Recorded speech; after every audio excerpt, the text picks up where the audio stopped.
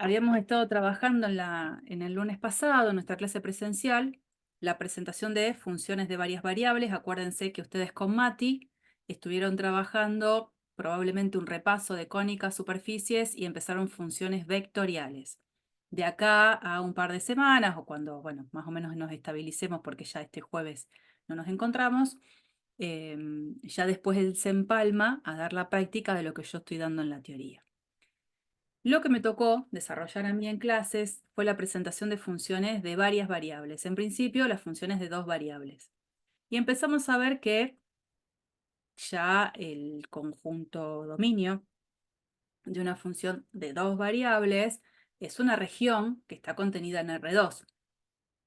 Entonces, tiene sentido que en esa situación me puedan preguntar a mí no solo cuál es el dominio, digamos, identificarlo a partir de una notación de conjunto, sino también que me pueden pedir que lo grafique.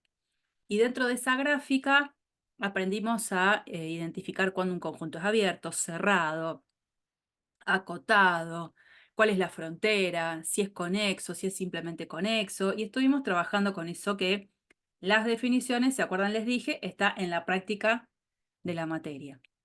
Trabajamos con estos ejemplos, vimos la definición de gráfica de una función que todo el tiempo estamos haciendo el recordatorio de lo definido para funciones de una variable. Si para funciones de una variable la gráfica es una curva en el plano, para funciones de dos variables la gráfica es una superficie en el espacio. Entonces, por eso es que necesitábamos tener de alguna manera ese repaso de superficies para que no estemos tanto tiempo tratando de identificar la gráfica de una función. Hicimos algunas gráficas, reconocimos a partir de las gráficas el conjunto imagen, todo esto lo hicimos en clases. Y llegamos, así como medio con la lengua afuera, a la presentación de curvas de nivel.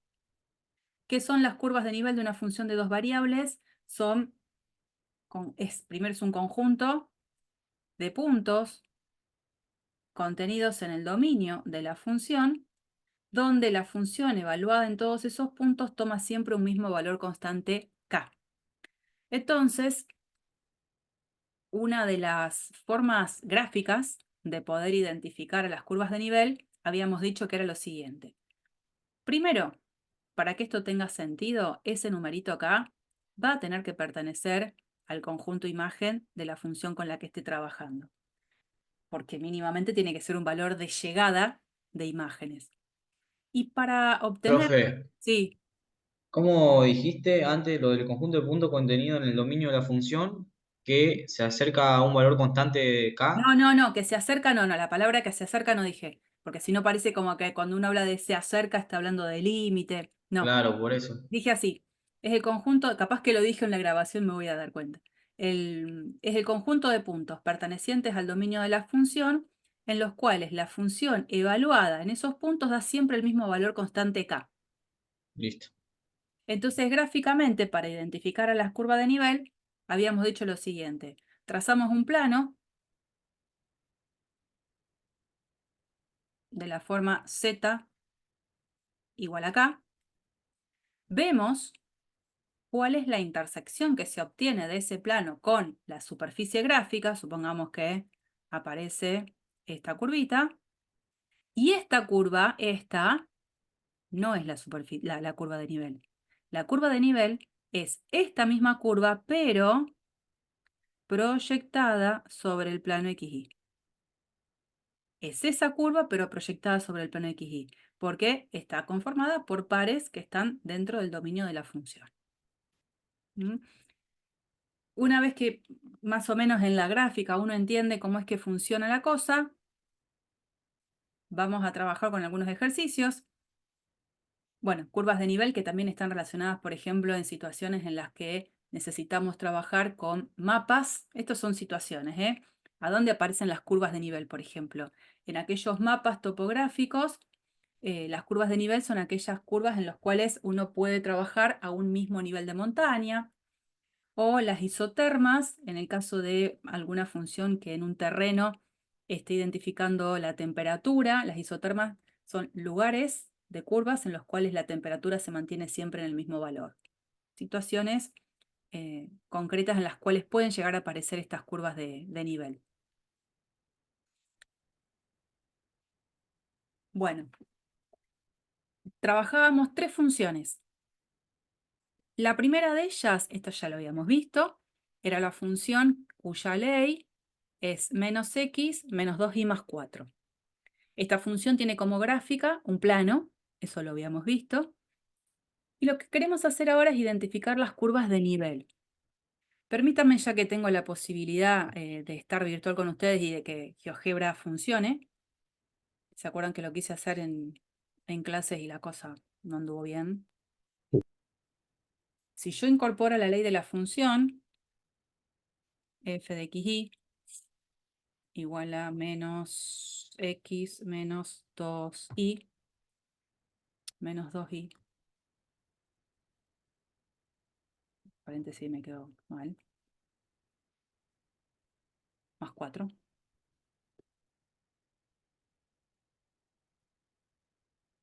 Ahí tengo la gráfica de la función, es ese plano, ¿no? Bueno, habíamos dicho el conjunto imagen, era todo el conjunto de los reales, porque veo que todo el eje Z queda pintado. Entonces las curvas de nivel las podré identificar primero, trazando un plano.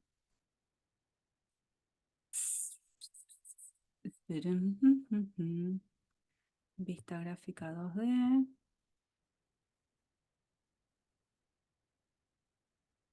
Acá.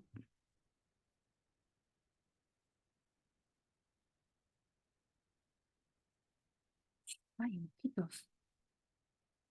¿Dónde estás? Esta vista gráfica, este es. Acá voy a poner un deslizador.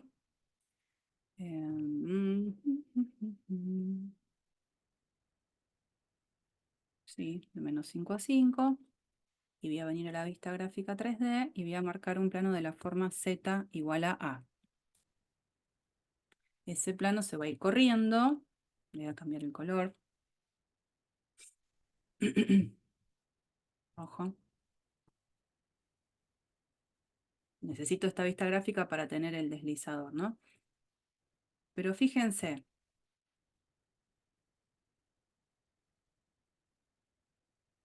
Acá en esta situación, yo voy a ir corriendo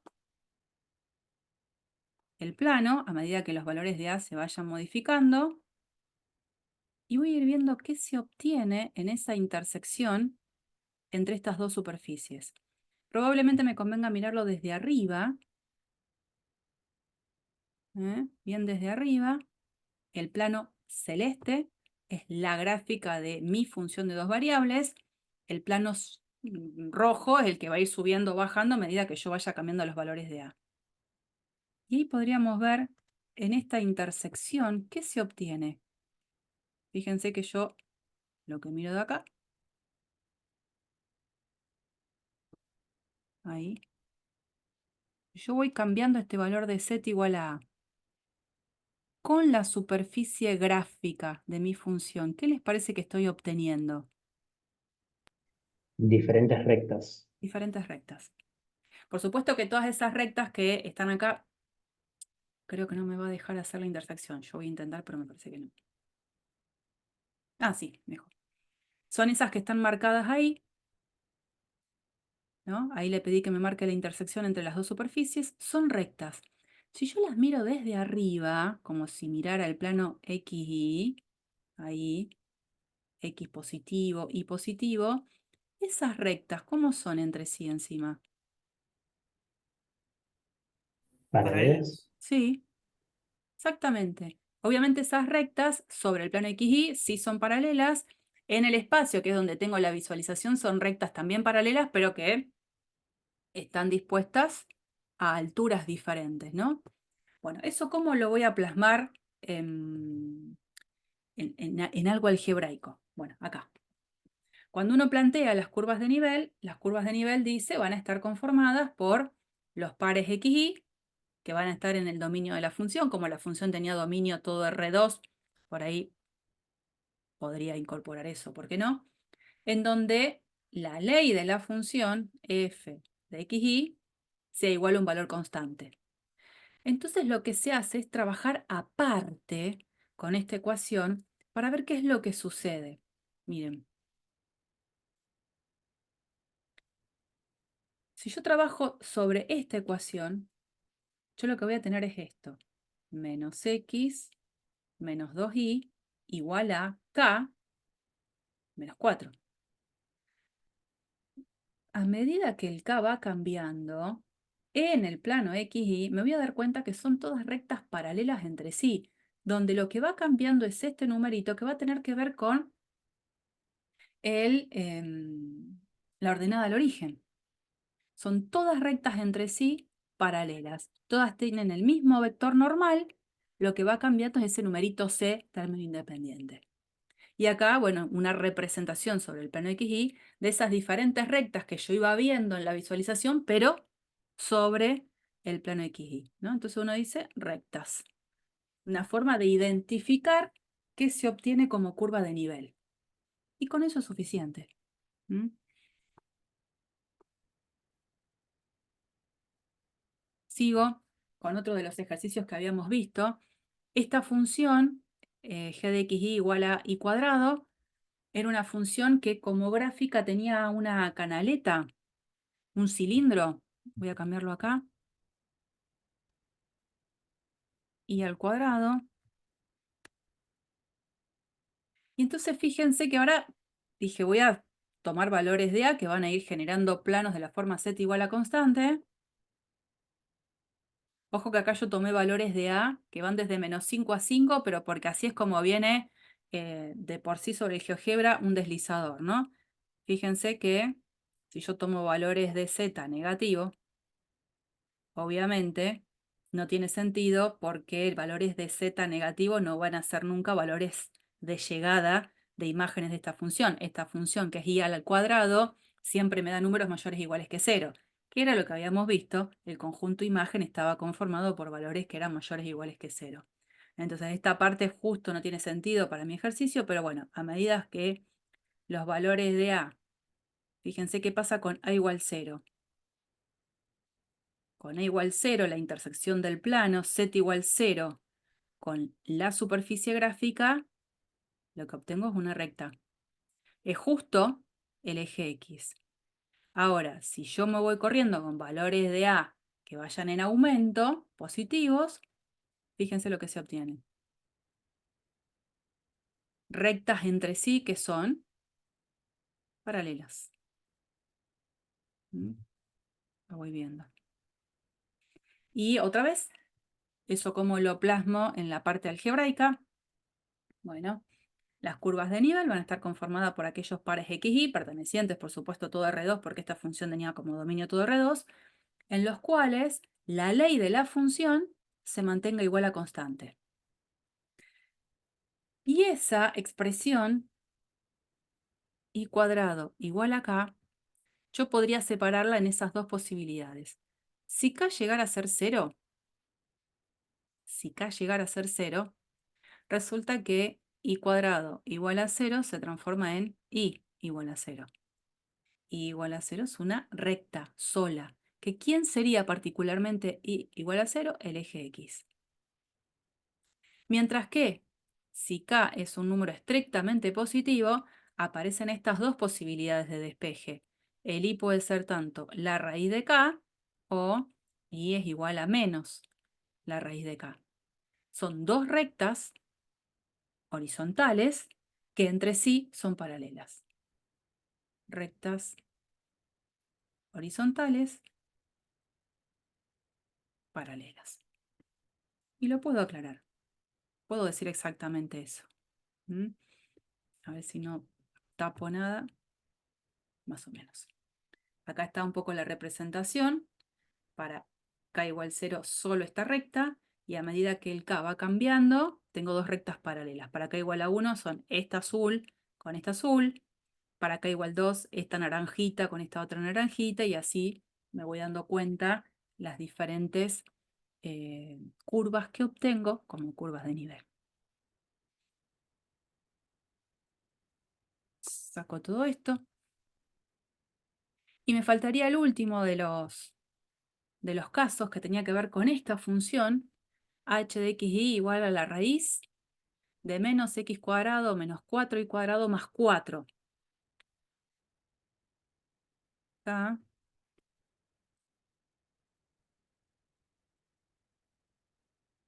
era menos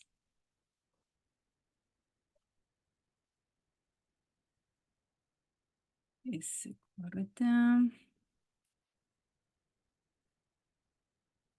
menos x cuadrado menos 4y al cuadrado más 4. Teníamos la gráfica de la función, que era esta mitad superior de la elipsoide, y nos habíamos dado cuenta, no nos olvidemos de eso, de que el conjunto imagen de esta función era el conjunto cerrado, intervalo, desde el 0 hasta el 2. Era sola esa parte nada más sobre el eje Z que iba a quedar pintado. Y el dominio de la función era justamente, Profe, sí, yo ahí tengo una duda, o sea que siempre la imagen de una función de así va a ser la parte del eje Z que quede incluida en la gráfica. que quede pintada en esa proyección de su gráfica respecto al eje Z. Es como encontrar su sombra perpendicular. Sí. Claro, Ujú. Bueno, y entonces, fíjense que ahora el deslizador me queda menos todavía ajustado a la situación. El deslizador yo lo había hecho desde menos 5 a 5. Bueno, ahora no tiene sentido de menos 5 a 5, sino que tendría que hacer desde 0 hasta 2. Bueno, pero de todas maneras puedo ver que para valores que no estén dentro de este rango, digamos, no tengo intersección. Para valores negativos tampoco. Sí empiezo a tener intersección cuando los valores de A empiezan a ser mayores o iguales que 0, ¿no? Por ejemplo, para A igual 0, la curva de intersección que se obtiene es exactamente una elipse. Y a medida que el A va aumentando, lo que voy a ir obteniendo son otras elipses, nada más que más reducidas en las longitudes de sus vértices, ¿no? Ahí va. Salvo en el caso de Z igual a 2, que el plano y la superficie tienen solo un punto de contacto. Ahí es como un caso muy especial de curva de nivel. Bueno, ¿y eso cómo lo escribo de nuevo? Volvemos a plantear, las curvas de nivel están conformadas por los pares x y pertenecientes al dominio de la función, donde la ley de la función permanezca constante. Y acá tratamos de acomodar la ecuación para identificar qué tipo de curvas tengo. Lo primero que podemos hacer es elevar al cuadrado miembro a miembro. Obviamente cosas para considerar acá en esta escritura. Estos pares x y tienen que estar en el dominio de la función. Y estos valores de k, para que tenga sentido, el k tiene que pertenecer a el intervalo 0,2. Tiene que estar en la imagen. Elevando al cuadrado miembro a miembro, obtenemos esta expresión que ahora lo que hacemos es esto. Es decir, bueno, x cuadrado más 4y cuadrado igual a 4 menos k cuadrado. Dividimos miembro a miembro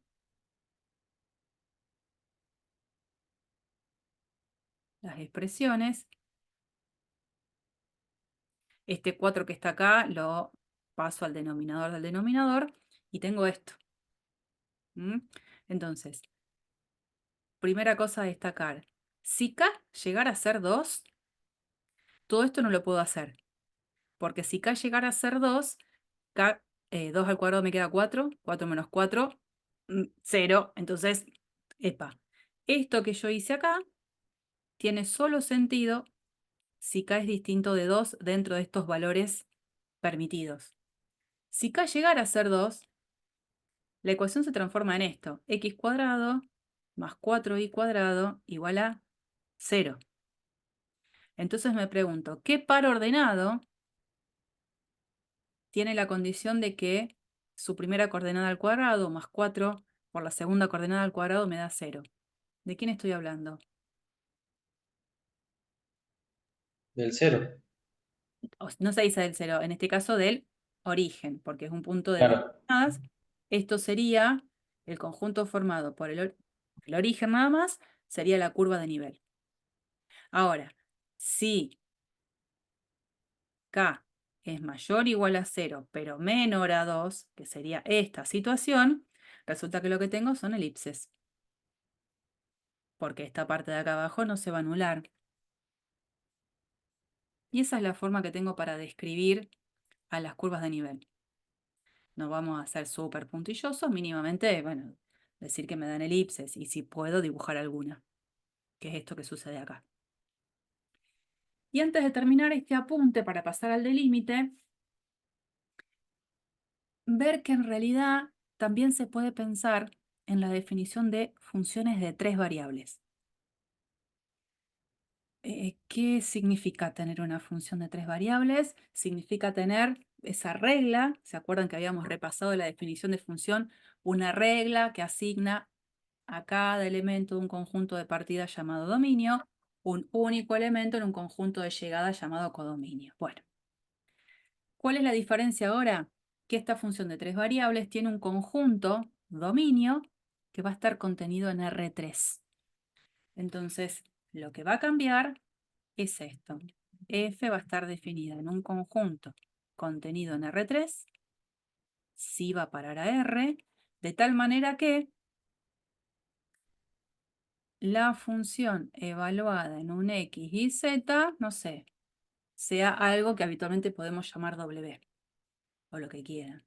X y Z van a ser ahora las variables independientes, mientras que W es la variable dependiente. Entonces ahora podría pasar que también vuelvan a pedirme que identifique el dominio de una función de 3 variables. Ya también ahí se complica bastante porque el dominio de una función de 3 variables, no sé, en el mejor de los casos es todo R3, como sucede con esta función. Esta función definida de esta manera, la verdad es que tiene una ley que hace que ninguna terna tenga problemas a la hora de evaluar esa ley. El dominio es todo R3.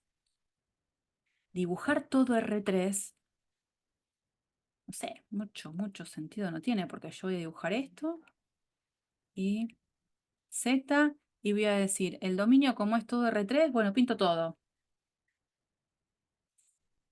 Mucho sentido no tiene.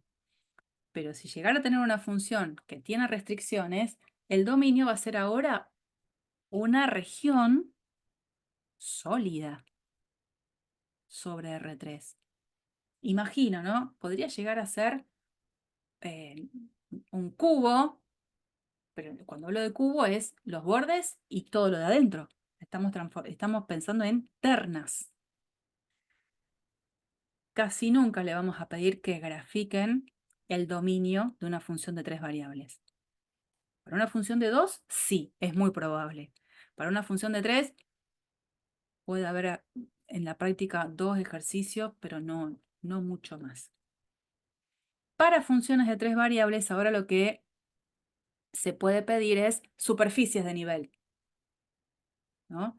¿Quiénes son? Al igual que las curvas de nivel, las superficies de nivel van a ser conjuntos de ternas, escribo acá, ternas X y Z pertenecientes al dominio de la función, en las cuales al momento de calcular la función en la terna, me da siempre un mismo valor constante K. En esencia es casi lo mismo que veníamos diciendo de curvas de nivel. ¿Qué va a pasar con funciones de 3 variables? Para funciones de 3 variables no me van a pedir nunca, porque no lo voy a poder hacer, la gráfica de la función de 3 variables. Porque cuando uno piensa que para una función de una variable, la gráfica está contenida en el plano y es una curva. Para una función de 2 variables, la gráfica está contenida en el espacio y es una superficie. Para una función de 3 variables, la gráfica ¿dónde tendría que estar contenida? En 4 dimensiones. Claro. En el No, tiempo, sería no, claro, bueno, pero no lo vamos a poder hacer. Sí, como tratando de buscarle la vuelta, que algo se pueda graficar, me pueden pedir superficie de nivel. Entonces, en este caso, por ejemplo, para esta función de 3 variables, f de x y z igual a x cuadrado más y cuadrado más z cuadrado, las superficies de nivel estarían conformadas por las ternas, tales que la ley de la función se mantenga constante. Y pregunto, ¿para qué valores de k tendría sentido esta función de tres variables identificar a las superficies de nivel? ¿Cómo, profe?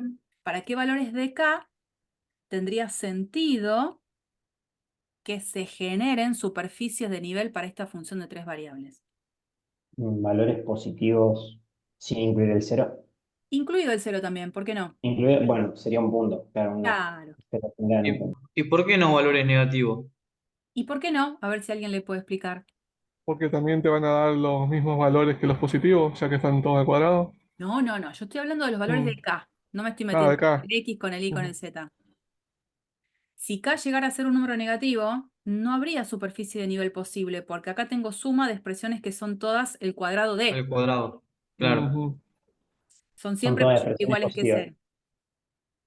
Bueno, entonces, si k llegara a ser cero, la superficie de nivel, ¿qué sería? Un punto. Un punto, solo el origen. Y si k llegara a ser más grande que cero, las superficies, ¿qué me darían? Una esfera, profe. Perfecto. Y por ahí cuando hablamos de esfera estaría bueno decir centro y radio. Centro, De centro K, no, de lo que te dé la constante K. no. Centro del origen. Centro, el origen. Y radio, Radio K. raíz de k. De K. Raíz de K. Raíz de k. Bueno, esto justamente tiene que ver con el hecho del repaso de superficie y tenerlas un poquito más ahí en las cabezas. Perfecto. Voy a pasar al siguiente apunte, que es de límite de funciones de dos variables. Acá la cuestión cambia bastante en relación a lo que nosotros sabemos de límites de funciones de una variable. Hagamos un poquito como de memoria, repasando algunas cuestiones de límites de funciones de una variable. Uno cuando trabajaba con una función de una variable, ¿no? Uno podía hacer un dibujito, x, y tenía algo así, estoy parada acá, x0, acá tengo, de llamar L, ¿no? Yo tenía la posibilidad de escribir esto, límite cuando x tiende a x0 de f es igual a L. ¿Qué se dice cuando uno escribe esta notación ahí tan compacta? Lo que se dice, en esencia, es que los valores de f se acercan a L tanto como yo quiera, considerando valores de x lo suficientemente cerca de x sub 0. O sea, que las imágenes de valores de x van a estar cerca de L en la medida en la que los valores de x estén cada vez más cerca de x sub 0. Siempre que hablamos de límites hablamos de cercanía, ¿no? Estar cerca. Y cuando se habla de límite, lo que me interesa es que la función, límite cuando x tiende a x0, ¿no? Lo que me interesa es que la función esté definida alrededor del x0. Si la función en x0, específicamente en x0, está definida o no, no me interesa para el cálculo del límite. Sí me empieza a interesar para otra cosa. ¿Se acuerdan para qué me puede llegar a interesar que la función sí esté definida en el punto? Para el dominio. No, Para la continuidad era, profe. No para me la acuerdo. continuidad. Para la continuidad. Entonces, el límite de esta función va a ser L en esta situación o, no sé si tengo acá para, así, blanco tengo. O, si la situación llegara a ser esta, que cuando uno pone ese circulito en blanco es que la función en el punto no está definida, o puede pasar que la función está definida en x0, pero la función en x0 vale otra cosa. En cualquiera de esos tres gráficos, el inicial, el que hice recién solo con el circulito blanco, o este que le rellené el circulito por ahí arriba, en los tres casos yo puedo decir esto. El límite cuando x tiende a x0 de f es igual a n. Y harán memoria que cuando uno habla del límite de la función, lo que hace es acercarse al punto por dos lugares de acercamientos. Uno se puede acercar al punto Por desde, izquierda y por derecha. desde la derecha o desde la izquierda. Entonces, otras de los teoremas así súper importantes que habrán visto es que el límite cuando x tiende a x0 de f es igual a L, si y solo si el límite cuando x tiende a x0 por la derecha de f coincide con el límite cuando x tiende a x0 desde la izquierda y es igual a L. O sea que cuando uno dice que el límite puntual existe, lo que está diciendo es esto. Y es automáticamente equivalente a decir que los dos límites laterales existen y son iguales. Y esto de acercarme por la derecha o por la izquierda, la verdad es que son los únicos dos lugares posibles en los que me puedo acercar al punto x0. No tengo otra forma de acercarme al x0 porque mi mundo, en el dominio, mi mundo es lineal. Los elementos en el dominio son elementos que son números y que se representan en un mundo de una dimensión sobre el eje X. Y en ese mundo de una dimensión tengo solo dos lugares de acercamiento. Cuando ahora veamos la definición de límite de funciones de dos variables, esa parte cambia sustancialmente, cambia bastante. Y ustedes me dirán, ¿vieron la definición formal de límite? Esa que decía para todo épsilon positivo. ¿Les suena eso?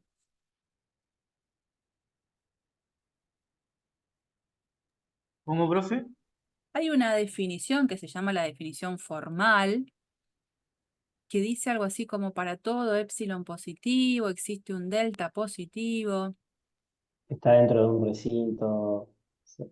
Era algo, no, que está dentro de un. Sí, ya sé cuál es, pero no me acuerdo. Bueno, ¿Cómo dice?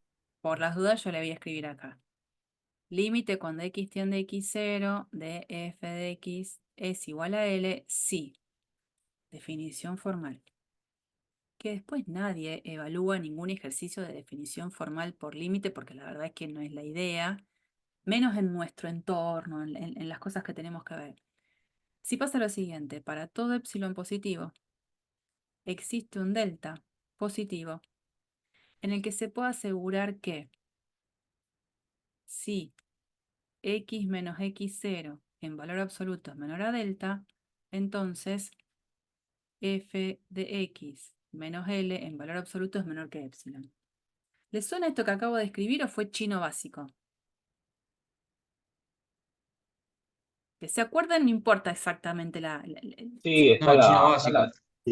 no, pero estaba la definición del Stewart, pero Bueno, cuando leías el límite, abajo estaba esa misma. esto, ¿no? Bueno, en un dibujito, bueno, en este mismo dibujito, pero me quedó medio sucio. ¿Qué es lo que se dice? ¿Qué? ¿Cómo lo interpreto esto? Que cualquiera sea el épsilon positivo que marque una distancia alrededor del número L, yo voy a poder trazar estas líneas horizontales y voy a decir, voy a poder encontrar un intervalo alrededor del x0 en el que se pueda garantizar que cada vez que tome un x dentro de este intervalo, al momento de calcular la imagen en cada uno de esos x, la imagen va a ser un numerito que dista de L en menos de épsilon. Porque ustedes saben bien que calcular un valor absoluto de una diferencia no es más que ver justamente la distancia a la que se encuentran esos dos números entre sí. Entonces, insisto, El límite formal me dice que cualquiera sea el épsilon positivo que marque un entorno alrededor del L, esto sería L más épsilon, esto sería L menos épsilon, voy a poder encontrar un entorno alrededor del x0, acá sería x0 más delta, este puntito de acá sería x0 menos delta, en el que se pueda garantizar esto, que cada vez que tome un x que dista de x0 en menos que delta, es decir, cada vez que tomo un x acá adentro, y a la vez se suele poner acá mayor que 0, porque el x podría no ser el propio x0, cada vez que tomo un x ahí adentro, la imagen de ese x va a ser un número que de L está tan cerca que la diferencia entre ellos es menor que épsilon. Una consulta, profe, ¿y eso para qué serviría para demostrar qué cosa? Eso es la definición de límite. Todo lo que uno ve previo del límite, que aprende estrategias y qué sé yo, es lo primero que uno explica acá, rápido, todo eso que yo te expliqué antes al principio, es una idea bastante intuitiva. La definición como corresponde de límite es esta. Pero que la esquivamos todo el tiempo, que en realidad nunca trabajamos con la definición formal de límite. Trabajamos con estrategias algebraicas de resolución, que si Claro, multiplico y eso es un divido por el... quilombo. Claro. Esto la verdad es que no va por acá. No va por acá todo lo que hacemos nosotros. Toda esta parte por ahí se detiene mucho la gente que estudia más específicamente cuestiones matemáticas y que su perfil va a ser estudiar mucho la matemática. Nosotros la matemática la usamos. Entonces, de todas maneras, aunque este no sea nuestro perfil, yo necesito comentarles esa definición porque algo relacionado con esto voy a usar al definir límites de funciones de dos variables. Pero, de nuevo insisto, no va a ser algo con lo que nosotros estemos molestando demasiado. Va a haber algo que van a haber escrito, pero vamos a tratar de desenvolvernos desde otro lugar. Quédense tranquilos. Ahora bien, después de haber hecho ese recordatorio del límite de funciones de una variable, que es todo esto, para algunas definiciones previas, entorno, algo hemos dicho, la primera clase, se define entorno de centro A y radio R a un conjunto de puntos que distan de A en menos de R. Conjunto de puntos que distan de A en menos de R. Fíjense que acá yo no estoy diciendo los puntos a dónde están. Si están en R, si están en R2, si están en R3. Bueno, dependiendo en qué mundo esté, es qué significa el entorno. Por eso es un poco la aclaración que viene acá abajo. Si mi mundo es R, que cuando hablo de puntos estoy hablando de un número, si este es mi punto A, estar en un entorno de radio R básicamente se traduce en estar en un intervalo abierto donde A es el centro. Cuando estoy en R2 y mi punto es un punto en el plano, punto de dos coordenadas, identificar a todos los puntos que están a distancia menor que R de A es básicamente pensar que estoy sobre un disco de radio R.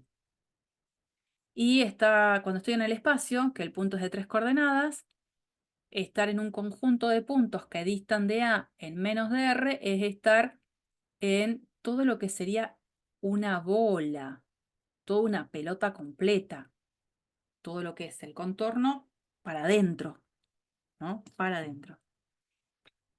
Lo de punto interior, que ustedes ya reconocen la definición de punto interior, que lo decíamos en la primera clase, un punto se llama punto interior de un conjunto si podemos encontrar un entorno de centro en ese punto contenido totalmente en la región. Teniendo esto mínimo en este recordatorio, vamos a pasar a la definición. No se asusten, necesito escribirla para la presentación, pero después no vamos a ir por el camino de la definición en la demostración de los límites. definición formal, ¿no? Voy a estar parada en un punto dentro del dominio de una función contenido en R2, una función de dos variables, y como siempre, como hicimos el recordatorio del cálculo del límite de una función de una variable, yo voy a estudiar en el límite el comportamiento de la función alrededor del punto. Ahora, si el punto es un punto en el cual la función está definida o no, no me importa. Yo necesito que la función esté definida alrededor. Por eso, fíjense lo que dice acá, sea este punto un punto interior al dominio, a este conjunto de contenido en R2, donde la función definida en ese conjunto puede no estarlo en el puntito AB. Podría no estar definida la función en el punto AB, pero sí estar definida alrededor. Decimos que el límite de f de xy cuando xy tiende al par AB es L, y esta va a ser la notación. Fíjense que lo que está haciendo es incorporar básicamente una unidad más en lo que serían las variables. Límite cuando xy tiende al par AB de f de xy es igual a L, si pasa lo siguiente. Y esto es un poco un copiar y pegar de la definición de límite para funciones de una variable. Si para todo epsilon positivo existe un delta positivo en el que se puede asegurar que para todo punto en un entorno abierto alrededor del puntito AB, la función aplicada en esos puntos difieren de L en menos de epsilon. De nuevo, yo voy a poder decir que el límite cuando xy tiende al par AB de f de xy es L, que básicamente lo que estoy diciendo es que las imágenes se acercan a L tanto como yo quiero, considerando pares xy cada vez más próximos al par AB. ¿Eso cómo se dice? En esta definición formal, yo voy a estar parada en un puntito que es el AB dentro de R2. Si existe el límite de la función, cuando los pares xy tienden al par AB, es porque para todo epsilon positivo encuentro un disco alrededor de ese par AB en el que se puede asegurar que cualquiera sea el puntito xy en ese par, excepto el propio AB, al momento de calcular la imagen de ese puntito, la imagen difiere de L en menos de epsilon. L más epsilon, L menos epsilon. Las imágenes sí son números. Podrías representarlas sobre el eje Z. Creo que el dibujito está mejor ahora. Acá, ¿no? Si este es mi conjunto D, este es mi puntito AB. Existe un disco alrededor de ese AB en el que cada vez que tomo un puntito en ese disco, excepto el propio AB, le calculo la imagen, y la imagen es un número que difiere de L en menos de epsilon. Eso es lo que me dice la definición. Ahora, fíjense esto, ¿eh? Que es la parte más importante de la observación. En la definición del límite se hace referencia a que la distancia entre el punto de coordenadas xy con el punto de coordenadas AB es cada vez más chica. Pero no dice cómo es que se genera ese camino que lleva al par xy a estar cada vez más cerca del par AB. No hay una forma identificada en esta notación que me diga de acercamiento del par xy al par AB. Para que se entienda, cuando trabajo con funciones de una variable y estoy parada en x igual a A, acercarme a A, sé que es acercarme por derecha o por izquierda. Esas dos opciones tengo. En cambio, cuando ahora trabajo con una función de dos variables, y estoy trabajando en un punto ahora de coordenadas AB, acercarme al punto, no tengo claro qué significa acercarme al punto en cuanto a cómo me acerco al punto. Puedo querer emular esta situación, me acerco al punto desde la derecha, me acerco al punto desde la izquierda, me puedo acercar desde arriba, me puedo acercar desde abajo, me puedo acercar de manera oblicua al punto, o me puedo acercar por cualquier curva al punto, ¿no? Puedo venir acá. Eso es lo que no sé en este contexto de funciones de dos variables. ¿Cómo es que yo me acerco al punto? Eso es lo que lo hace difícil. Si ya era un poco difícil calcular límites de funciones de una variable, y eso que había aprendido un montón de estrategias, para funciones de dos variables la cosa se complica. A pesar de que se complique, vamos a tratar de ir transitando un camino que sea, dentro de todo, aceptable para calcular los límites. Y desde ya les aclaro, no existe L'Hopital para funciones de dos variables, ¿eh? Porque cuando uno conoce la regla del L'Hopital para calcular límites, después se olvida casi de todas las estrategias que estuvo un montón de tiempo aprendiendo al principio de análisis matemático 1. Acá no hay un L'Hopital para dos variables. Pero bueno, vamos a empezar con cómo es esto de calcular los límites. Siempre que yo pueda hacer reemplazo directo, lo hago. Eso lo mantengo. Por ejemplo, se me ocurre, si a mí me hubiesen pedido Uso el calcular... hospital. No, L'Hopital no va. Límite cuando x tiende ahí. Cuando x y tiende al 0 a 0 de la función yo, e a la x por coseno de y menos x cubo. Ponele que hago eso. Hago eso. Hago reemplazo directo si puedo. Si no hay ningún problema al momento de hacer el reemplazo, hago reemplazo directo. Acá puedo hacer reemplazo directo. Claro, Reemplazo... claro, ¿Cómo? nada más que ahí en el ejercicio te quedaría dividiendo por cero. Ah, bueno.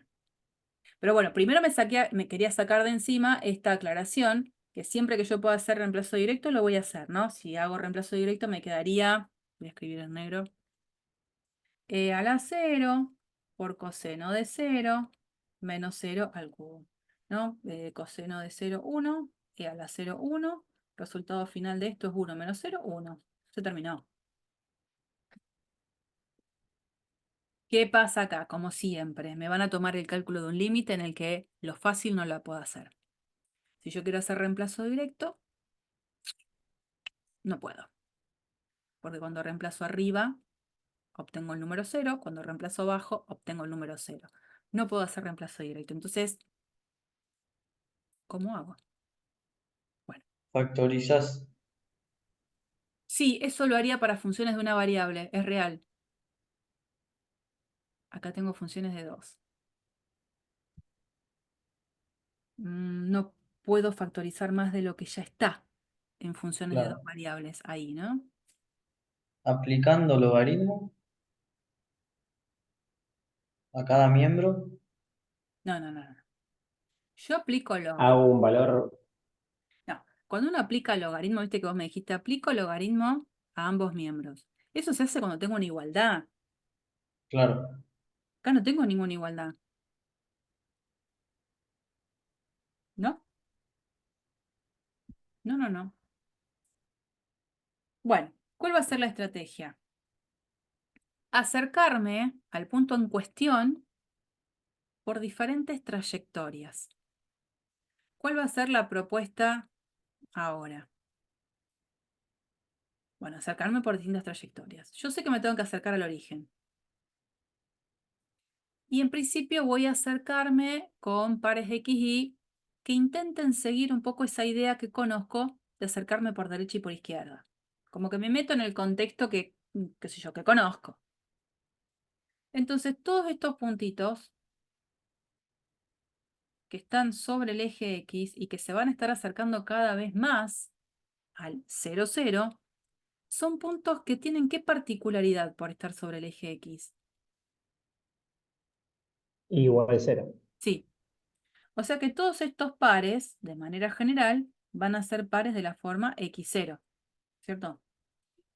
Y si yo quiero que esos pares se acerquen cada vez más al 0, 0, es porque al x le voy a pedir que tienda a 0. Total, este ya es 0. Entonces, ¿cómo juego esta partida? ¿Cómo lo hago? Indico al lector que me voy a acercar con pares x, y al origen, que es el punto de interés, pero a lo largo del eje X. Dejo bien claro desde qué lugar me estoy acercando al 0, 0. Entonces digo, como a mí me interesa saber cómo la función se comporta en esos pares, evalúo f en pares de la forma x0. ¿Qué hago? Esta es la ley de la función. Esta es mi f. Reemplazo la x, bueno, por x, no reemplazo nada, ¿no? La y la reemplazo por 0. Arriba me queda 0 dividido x cuadrado, eso es 0. Por supuesto, el x no puede ser 0 porque no podría reemplazarla en 0, 0. La función evaluada en todos estos puntos vale 0. Lo que viene ahora es esto que yo les decía. Como ahora estos puntitos quiero que se acerquen cada vez más al origen, le voy a pedir a x que tienda al 0. Entonces evalúo límite cuando x tiende a 0 de las imágenes de la función en esos puntitos. Es calcular el límite cuando x tiende a 0 de efectivamente 0, porque eso es lo que me había dado. Y ahí se transforma en el límite de una función que es de una variable. Trato de pasarle la pelota a algo que yo sí sé manejar. Límites de funciones de una variable. Y bueno, esto es límite cuando x tiende a 0 la función constante. Es la constante. ¿Cuál es mi conclusión hasta el momento? Yo no entendí esa parte, profe. Decime, ¿cuál? ¿Viste donde dice el límite de fx0 es igual al límite de 0 cuando x tiende a 0 igual a 0? O sea, ¿por qué lo igualo a 0? No, Y no lo por... igualé. No es que lo igualé a 0, da 0. Claro, pero vos calculaste el límite de 0, sería. No, yo me estoy acercando con estos puntitos al origen. Sí, La manera que tengo de indicar que estos puntitos se acerquen al origen es que x tienda a 0. Porque la sí. segunda coordenada de todos estos puntos ya es 0 de por sí. Para que estos puntitos se vayan acercando al 0, 0, le voy a pedir al x que tienda a 0. Y voy a ver qué pasa, voy a mirar qué pasa con la función evaluada en esos puntitos. Porque Claro, o sea, y se hace 0. yo propongo, obviamente, que y sea 0 y me paro con pares que están sobre el eje X. Yo lo propongo. Es algo que yo estoy imponiendo en este pensar por primera vez un ejercicio de límite de dos variables. Digo, a ver qué pasa si decido acercarme al punto en cuestión, que es el origen, por puntos que están sobre el eje X. Y bueno, te decía, tengo que indicarle a estos pares que se acerquen cada vez más al origen. ¿Y cómo lo pido? Pidiendo que x tienda a 0. Entonces, ¿cómo se hace? Primero miro cómo se comporta la función en esos pares, que es lo que yo te decía acá. Miro lo que la función, cómo se comporta la función en esos pares. Bueno, en este caso la función en todos esos pares vale 0. Hago la cuentita, da 0. Entonces, ¿qué hago después? Saco la conclusión de a qué tienden estas imágenes cuando x tiende a 0. Porque pidiendo que x tienda a 0, los pares x y me aseguro que se acercan cada vez más al origen. Entonces eso es lo que dejo expresado acá abajo. Digo, voy a calcular el límite cuando x tiende a 0 de la función evaluada en los pares x0. Resulta que en la cuenta de arriba, la función evaluada en los pares x0 es siempre 0. Entonces me queda calcular el límite cuando x tiende a 0 de 0. ¿Y eso cuánto da? Ah, da 0. Ahí está. ¿Cuál es la conclusión a la que yo arribo de este primer camino de abordaje, digamos, del ejercicio? Por ahora, lo único que voy a decir es que la función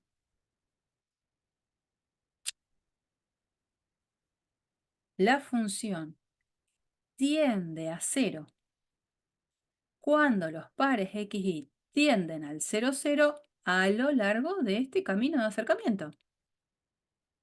Esta sería mi conclusión, al menos por ahora.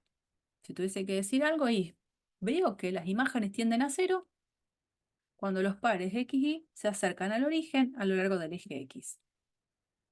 Entonces acá es donde uno piensa. Cuando uno dice que un límite existe, el límite es único. No es que voy a venir yo y voy a decir, el límite de esta función con la tendencia a este punto vale 5. Viene otro y dice, no, a mí me dio 8. No, a mí, no, no. El límite, si existe, es único. Entonces, en el caso de que el límite de esta función exista, cuando los pares x, y tienden al 0, 0, es porque cualquiera sea la trayectoria de acercamiento hacia el punto en cuestión, que es el origen, el límite siempre tiene que dar lo mismo. No me puede dar otra cosa. No puede depender desde el lugar en el que yo decida acercarme al origen. Por lo tanto, si ya por un camino de acercamiento al punto el límite me da 0, en el caso de existir ese límite, no le queda otra que ser 0 ese límite. ¿No? Y Ya tendría que desde darnos 0 desde cualquier trayectoria que nosotros elijamos. cualquiera, Mm. cualquiera. En particular, por supuesto, también en las que nosotros elegimos acercarnos. Pero básicamente es lo que yo les decía hace un ratito cuando hacía la presentación del límite. Que el límite exista significa que por cualquier trayectoria de acercamiento al punto, el límite me da siempre el mismo número. Por eso digo, si por este lado de conclusión llegué a decir que la función tiende a 0 cuando me acerco al origen por esa curva particular, en el caso de existir el límite, yo ya sé que está condicionado a ser 0. Pero no lo sé. No sé si existe el límite. ¿Cómo sigue esta cuestión? Estos Tendríamos que son... hacer lo mismo con Ino.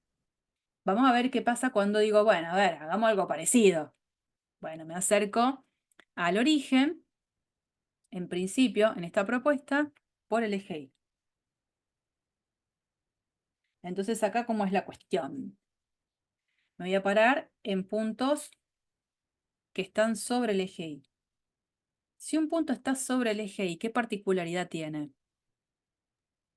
0, o sea, tener el 0 también. Sería 3, 0. No.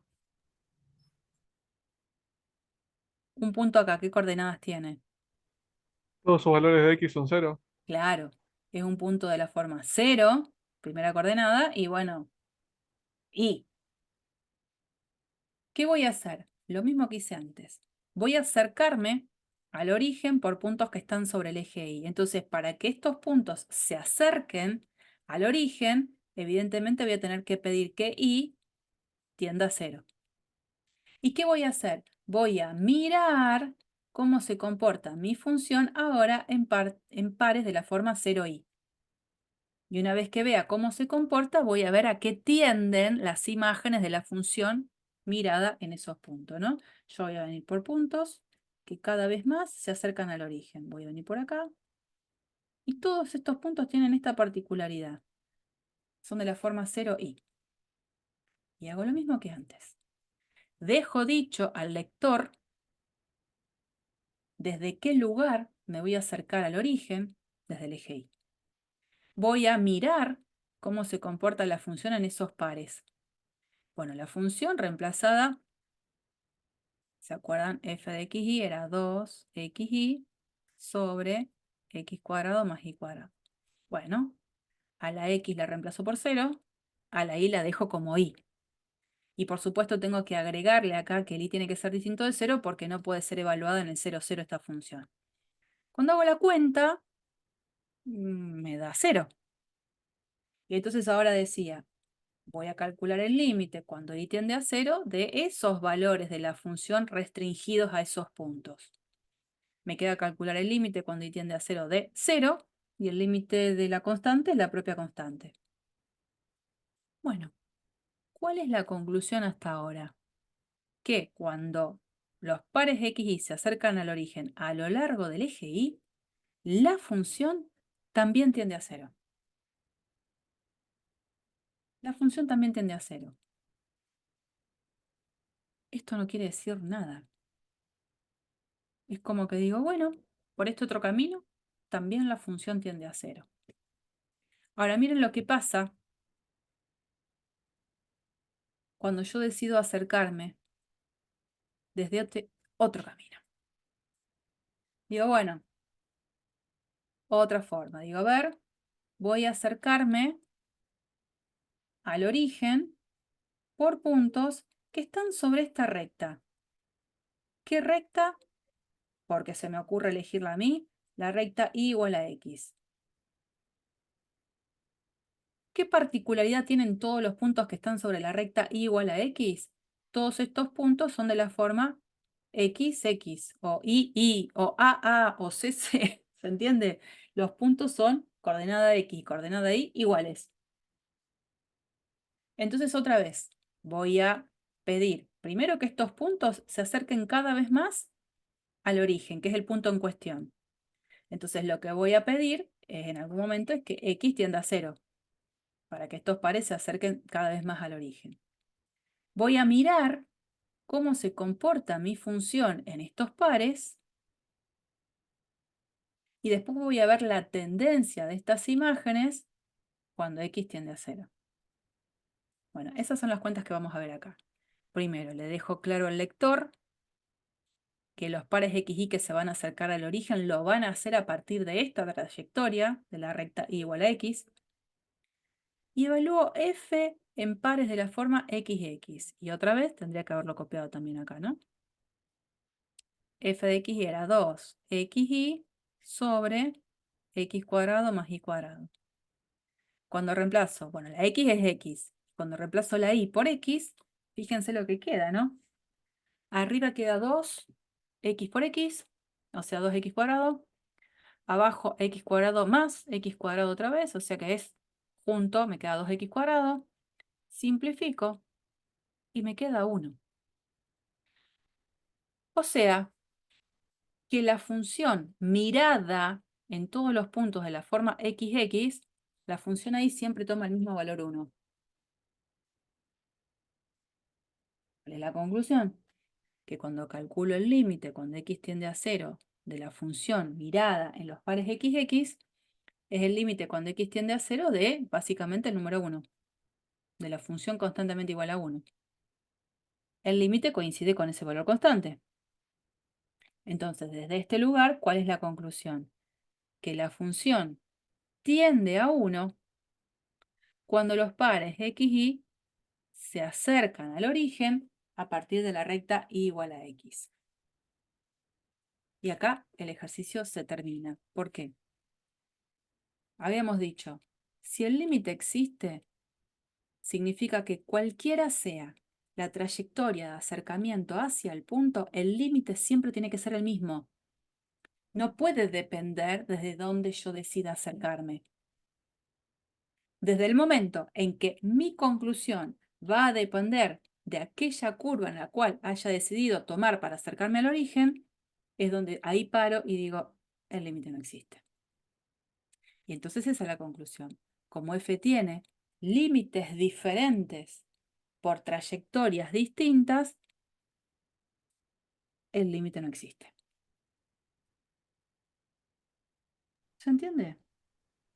Sí, es parecido a lo que tratábamos antes con las funciones, con los límites de funciones de dos, que si una tendía hacia el infinito positivo y otra hacia el infinito negativo, no existía el límite. No, y cuando existían los límites laterales, pero eran diferentes, tampoco. Ujú.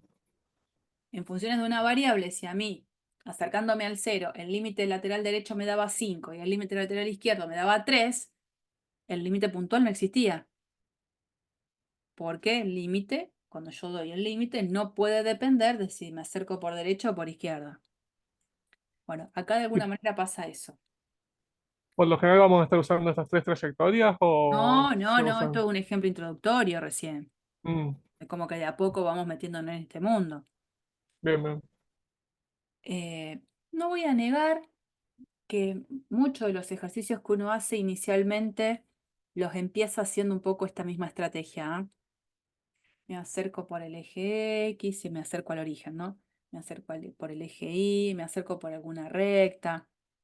Ahora, situación, Esto fue una consulta. dime,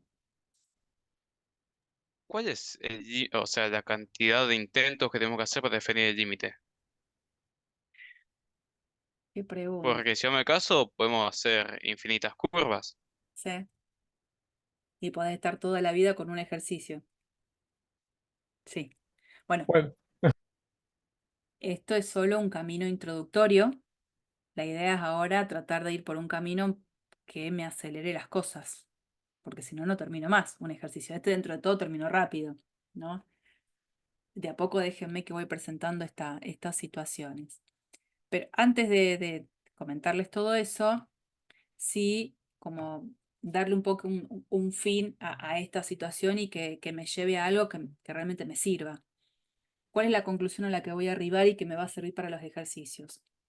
Si yo llegara a tener esta situación de que la función tiende a L cuando los pares X y tienden al par B, a lo largo de una curva de acercamiento a la que llamo C sub 1. Pero la conclusión también es que F tiende a M cuando los pares X y se acercan al par B, pero a lo largo de otra trayectoria, y estos dos numeritos, L y M, son diferentes, la conclusión a la que arribo es que el límite entonces no existe. El límite de la función cuando los pares X y tienden al par AB. Entonces uno dice, qué bueno sería que yo trabaje con ejercicios en los cuales el límite no existe, porque tendría solamente que darme cuenta de dos curvas diferentes que se acerquen al punto, pero que los límites por esas dos curvas sean diferentes. Entonces yo termino el ejercicio y digo, no sigo, se termina acá, el límite no existe y paso a otro. Eso sería buenísimo. Ahora, un poco yendo a las preguntas que me estaban haciendo recién. ¿Qué pasa si yo pruebo por diferentes curvas y el límite que voy obteniendo es siempre el mismo? Es como que digo, sí, chau, ¿el límite existe? Probé por 10 curvas, diferentes, ¿eh? De diferentes estilos, y por las 10 curvas el límite de la función con los pares X y acercándose al mismo punto, el resultado va siendo el mismo. ¿Eso quiere decir que el límite existe? No necesariamente no, con el ejemplo que puso al Claro. principio, de que podés llegar por todos los lugares al punto, no significa que existe, ¿no? Claro, en principio uno dice, y no tuve ninguna contradicción. Ahora, que el límite exista, no lo puedo asegurar. Yo qué sé, si a lo mejor por una curva que en este momento no se me está ocurriendo, por esa curva me acerco al punto y el límite me da otra cosa. Si yo digo que el límite existe, lo que estoy diciendo es que por cualquier trayectoria de acercamiento al punto, el límite siempre da lo mismo, por cualquier trayectoria. Bueno, eso es lo que lo hace difícil el cálculo de los límites de funciones de dos variables. Cuando hago reemplazo directo, no lo hace nada difícil. El problema es cuando ese reemplazo directo no lo puedo hacer. Entonces digo, ¿y ahora? Bueno, igual les comento una estrategia que va a agilizar un poco las cuentas, que está bueno que la tengan en cuenta para la práctica, ¿no? Vuelvo a escribir la función, que era esta, 2xy sobre x cuadrado más y cuadrado. Hay veces que se puede hacer esto, abordar el problema como de una manera más combativa, más concluyente, más rápida.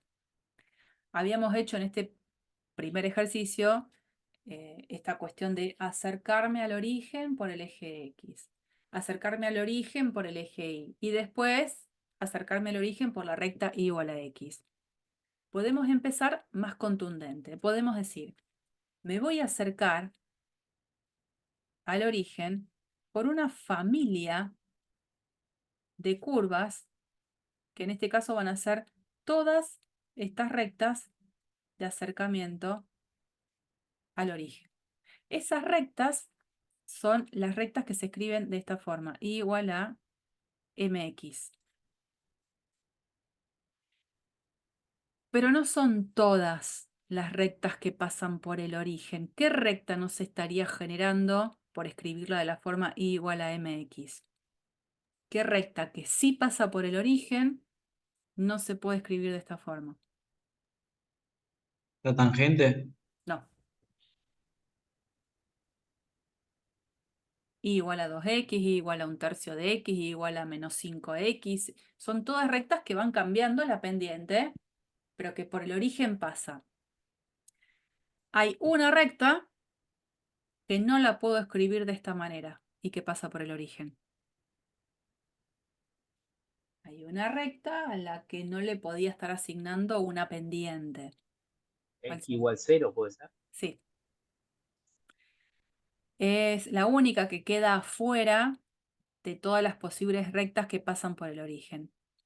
Lo tengo que decir, ¿no? Pero en este caso no me importa tanto. Yo lo que voy a decir es, voy a estudiar qué pasa con la función, ¿no? Voy a estudiar qué pasa con la función en pares de la forma x, mx. Y fíjense qué pasa. Cuando evalúo la función en pares de la forma x, mx, me fijo cómo me queda la ley. Tengo que a la x dejarla como x y cada vez que aparezca la y voy a escribir m por x. Entonces acá arriba tengo 2x por y, o sea 2x por lo que es y, que es mx. Abajo tengo x cuadrado, fantástico, más y al cuadrado, pero ahora y es mx. Junto arriba me queda 2m, x por x, x cuadrado. Hay un paso ahí que ya está simplificado. 2m x al cuadrado sobre, y abajo tengo x al cuadrado más, acá tengo un producto al cuadrado, eso es m al cuadrado por x al cuadrado.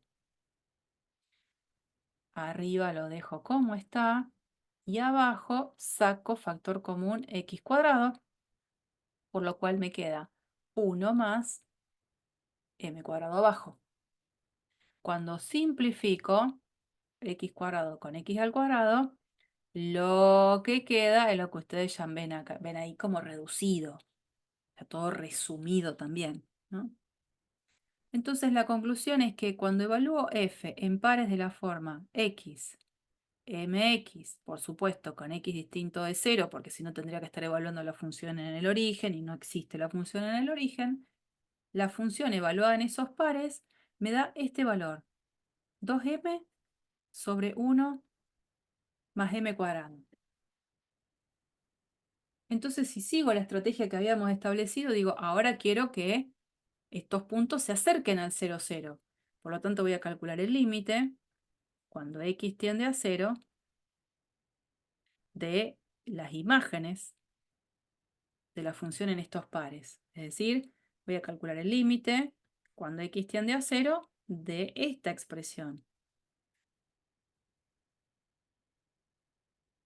¿Y este límite cuánto me da? Límite cuando x tiende a 0 de 2m sobre 1 más m cuadrado.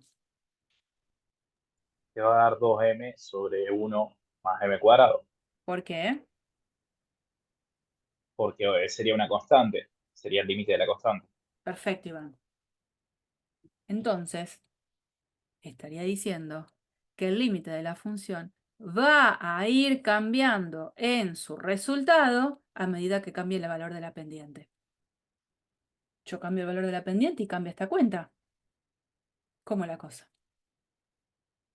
Entonces yo abordo el ejercicio pensando en evaluar qué pasa con la función cuando se acerca al origen con puntos que están sobre esta familia de curvas y resulta que el valor de la tendencia del límite va a quedar dependiendo del valor de la pendiente. Y eso no puede pasar. Porque si yo tomo a la recta con pendiente 1, el resultado de esto será 2 por 1 sobre 1 más 1 cuadrado. O sea, simplificando me queda 1. Pero si tomo el valor de la pendiente igual a 2, acá me va a quedar 2 por 2, 4, sobre 1 más 4, 5. 4 quintos. Cambio el número. No puede quedar dependiendo el valor del límite de ese valor m que marcaría la pendiente de esas rectas. Entonces, obviamente, desde este lugar la conclusión va a ser la misma. No existe el límite porque el límite resultado depende de m. Y no puede depender de nada.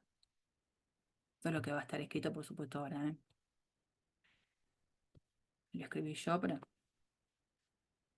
la función en estos puntos queda esto. El límite depende de m.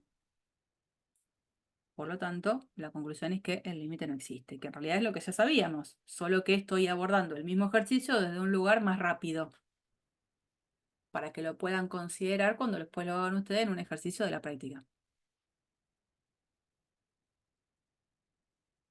¿Alguna pregunta hasta ahora?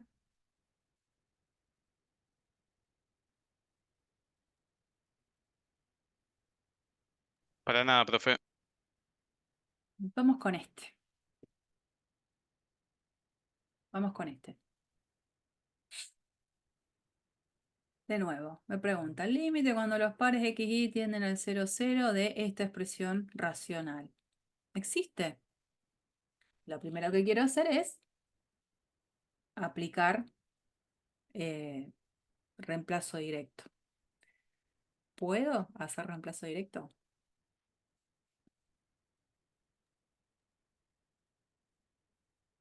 No, No, no puede. no, porque te queda 0 por 0 dividido 0. 0 dividido 0, listo. Ahí, ¿cómo se llamaban esas situaciones? Una Indeterminado. indeterminación. Una indeterminación, fantástico. Bueno, no puedo hacer reemplazo directo. Entonces, voy a tratar de acercarme al origen y digo, bueno, ya que había funcionado tan bien la estrategia anterior de acercarme por esta familia de curvas que eran todas rectas que pasaban por el origen, digo, bueno, lo voy a aplicar en este ejercicio, a ver qué pasa. Dejo claro, insisto, digo, siempre dejo en claro al lector, porque esto lo va a ver alguien seguramente, que me voy a acercar con pares x y al origen que pasen por rectas de la forma y igual a mx. Bueno, como siempre, ¿qué hago? Miro cómo se comporta la función en esos pares. Entonces, en el lugar de la y voy a poner mx y me fijo qué me queda. Resulta que cuando reemplazo la y por mx, acá tengo esto que sería la y, acá tengo esto que sería la y, arriba me queda x cuadrado por x, x cubo, el 2 y el m. Y abajo, esto sería m cuadrado por x al cuadrado. Entonces, en los dos términos que están en el denominador, me doy cuenta que puedo sacar factor común adelante x cuadrado. Lo hago. Saco factor común x cuadrado y me queda dentro de este paréntesis x cuadrado más m cuadrado. Por las dudas, si tengo miedo, si le erré o qué sé yo, la idea es que yo pueda volver a distribuir y me doy cuenta que obtengo lo mismo que tenía antes. Eso no cambia. Verán que acá puedo cancelar este x cuadrado con 2 de los que tiene acá este x cubo y me queda un solo x. Me queda esto. 2x m sobre x cuadrado más m cuadrado.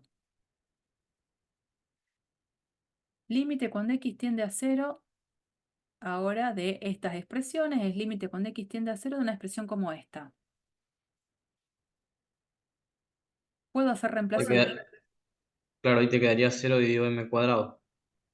Sí, esto por supuesto es con m distinto de 0 porque si no, no tiene sentido, ¿no? Porque si m vale 0, ahí me quedo. Otra indeterminación. Pero para cualquier otro valor de m, el límite termina dando 0. Entonces como que yo me quise hacer la viva y digo, bueno, la estrategia sirvió para el caso anterior, porque el límite quedaba dependiendo de m, y acá el límite no queda dependiendo de m, el límite da siempre 0. Entonces la conclusión es Bueno, f de xy tiende al 0 cuando los pares x, y tienden al 0, 0 a lo largo de las rectas de la forma y igual a mx. Ajá. ¿Qué significa esto? ¿Existe el límite? No Sí, vale sabemos. 0. No, no sabemos. Lo que no obtuve es ninguna contradicción hasta ahora. Sí es cierto que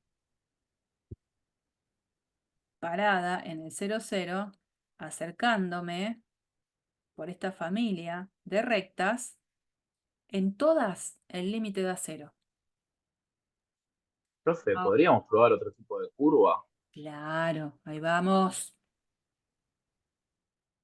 Resulta que ahora la estrategia es, miren acá, si la i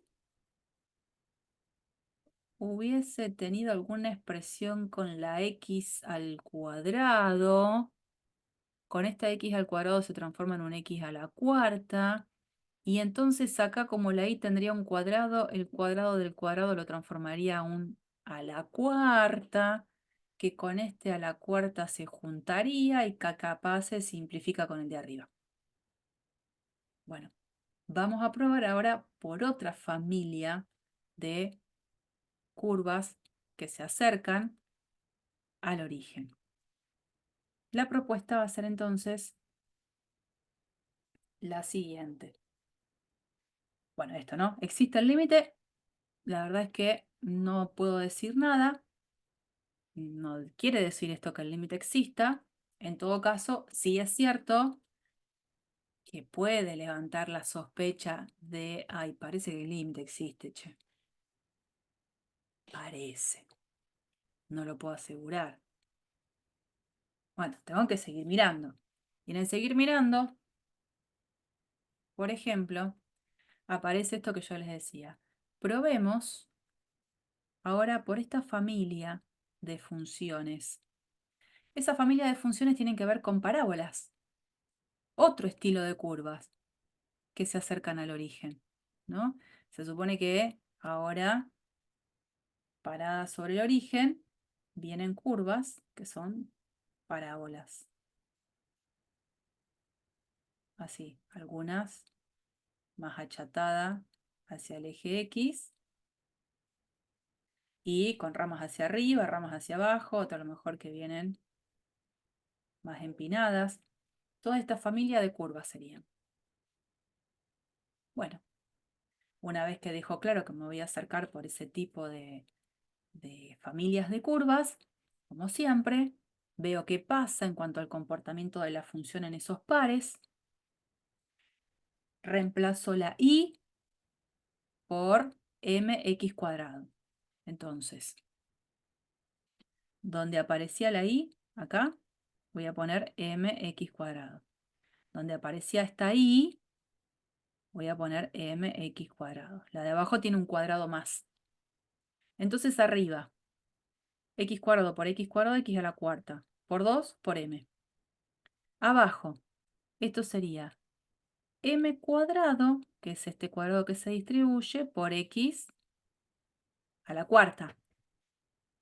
Entonces en el denominador lo que puedo ver es que x a la cuarta lo puedo sacar factor común. Entonces me queda este paréntesis. Veo que puedo cancelar el x cuadrado de arriba con el de abajo y la expresión que me quedó es una expresión que de la x no depende. Entonces, ¿qué es lo que viene después? Calcular el límite cuando x tiende a 0 de esa función evaluada en esos pares. ¿Por qué cuando x tiende a 0? Porque es la manera en la que cuando x tiende a 0 los pares se acerquen al origen. Y ahora te volvería a quedar una parábola que depende de la pendiente. No, me vuelve a quedar un límite, no una parábola. Un límite donde el resultado depende de ese numerito m. Que no es que es la pendiente, porque el m era la pendiente en el caso de familia de rectas. ¿Viste? Claro. Es un numerito que es el coeficiente principal, digamos, que acompaña la expresión de x al cuadrado. Pero llegué, de alguna manera, a esto que quería llegar. Encontré otra familia de curvas que acercándose al origen, el límite sí depende de un valor m que no debería depender. Entonces la conclusión es, como el valor del límite depende de m, ahí se terminó el ejercicio y digo, no existe ese límite. ¿Qué podría pasar? Casos concretos, ¿no? Que primero empiezo a trabajar con la familia de curvas que son rectas, que se acercan al origen, y el límite me da 0. Me acerco por la familia de estas curvas que son parábolas, y el límite también me da 0. Haría, básicamente, otra vez la misma pregunta que andaba por ahí en una de las diapositivas anteriores. Si hubiese sido esa situación, ¿quiere decir que el límite existe? La respuesta es de nuevo no. De nuevo no. Porque puede pasar que yo me acerco al origen por rectas. En todas esas rectas que se van acercando al punto, en todas el límite me da, por ejemplo, 0. Después digo, ay, no, me voy a acercar por la familia de, bueno, no me quedó ahí muy lindo, de parábolas que se van acercando al origen. También pueden ser parábolas en este sentido, ¿no? Así. Y todas me dan 0. Bueno, capaz que puede venir una curva por acá que se va acercando al origen y por esa curva el límite no da 0. Bueno, puede pasar eso también. ¿Mm? Ahora, muchas otras veces pasa lo contrario. Veo por un montón de familia de curvas de acercamiento al punto, donde el límite siempre da lo mismo, y yo digo, che, demasiada coincidencia. Por la familia de funciones, por la familia de rectas que se acercan al origen, el límite da 0. O lo que sea, ¿no? Es un número, 0. Por la familia de funciones cuadráticas que pasan por el origen también da 0. Por familia de funciones cúbicas también da 0. Eso, de alguna manera, levanta la sospecha de que parece que en definitiva el límite sí existe. Y ahí la forma en la que me tengo que manejar va a tener que ser diferente. Voy a tener que probar la existencia del límite desde otro lugar. Hoy no lo vamos a ver a ese otro lugar del que le digo, pero es lo que vamos a nombrar acá en esta diapositiva. Lo vamos a ver la semana que... No, la semana que viene no, el otro lunes, ¿no? Bien. Comentar, sí, No, no, bien, bien. comentar algunas cosas. Como en el caso de funciones de una variable, lo que podemos hacer es aplicar las leyes de los límites, ¿no? El límite de una suma, la suma de los límites, el límite de una división, la división de los límites en la medida en la que la división se pueda hacer, el límite de un producto, el producto de los límites. O sea, todo lo que yo sé que se pueda manipular con propiedades de límites para funciones de una variable, también lo voy a poder hacer para funciones de dos. Y alguien que es válido en funciones de dos variables es el teorema del sándwich o el teorema de la compresión. Eso lo han tenido que ver en análisis matemático 1. Y este teorema, el teorema del sándwich, no lo voy a nombrar ahora como corresponde, solamente lo nombro así rápido, va a ser quien va a tener un protagonismo tremendo, tremendo, para demostrar la existencia del límite para funciones de dos variables. ¿No? Bueno, cuando nos volvamos a encontrar, vamos a trabajar un ejercicio de existencia del límite y que lo vamos a probar usando como recurso la utilización del teorema del sándwich. Cuando lo usemos lo voy a recordar como corresponde. Y después, cuestiones que se amplían a funciones de varias variables que yo ya conocía para funciones de una. Definición de continuidad. ¿Se acuerdan que para funciones de una variable, si yo tenía una f de x, f es continua en x igual a si el límite cuando x tiende a de f coincide con f en a? Ahí sí, para la continuidad me interesaba que la función esté definida en el punto. Bueno, hago la extensión de definición de continuidad a funciones de dos variables. Una función f de dos variables va a ser continua en un par AB si cuando planteo el límite cuando x tiende a, perdón, cuando xy tiende al par AB de f de xy coincide con lo que la función vale en el par AB. La función va a ser continua sobre todo un conjunto si la función es continua en todos los puntos del conjunto. Se extiende. En particular, también, todas las funciones polinómicas de dos variables van a ser continuas en R2.